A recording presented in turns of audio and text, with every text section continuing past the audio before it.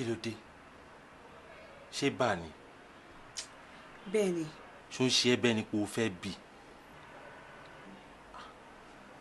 Ṣára ń ro ẹ́? Kò ṣáà lè jẹ́ Ebola. Ó lè jẹ́ àwọn ẹ̀mí Ebola lélẹ́yìí o. Jẹ́ ká pe àwọn elétò ìlera báyìí.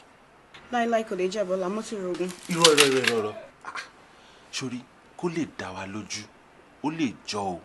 Ṣùgbọ́n ẹnìkan ṣoṣo tó lè sọ fún wa bóyá Ebola ni tàbí Ebola kọ́ ni oníṣẹ́ ètò ìlera.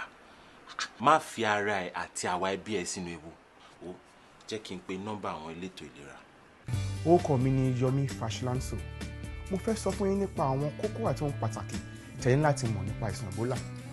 Ohun tó le jù nípa Ebola ni wípé ó ní ìwà tí ó fi jọ àwọn àìsàn mìíràn bíi ibà òjijì, ìgbẹ́ gbuuru àti bíbì. Má gbìyànjú láti tọ́jú Ebola fúnra rẹ o. Ẹni tó bá béèrè ìtọ́jú ní kíákíá ní àǹfààní láti tèrè ìwòsàn. Pẹ̀lú ìmọ̀ràn tó péye àti ìfọwọ́sowọ́pọ̀ pẹ̀lú àwọn oníṣẹ́ ìlera wa, a lè dáàbò bo ara wa lọ́wọ́ Ebola. Bí ìwọ tàbí ẹnikẹ́ni bá ní ibà òjijì, ìgbẹ́ gbuuru, èébì, ọ̀nà ọ̀fun dídùn, orí fífọ́, ara ríro tàbí ìrẹ̀wẹ̀sì, ẹ pè ẹ̀rọ ìbánisọ̀rọ̀ yìí 0 8 0 0 ẹ̀ta èjì ẹ̀fà àrún èjì ẹ̀rin ẹ̀ta àrún èje.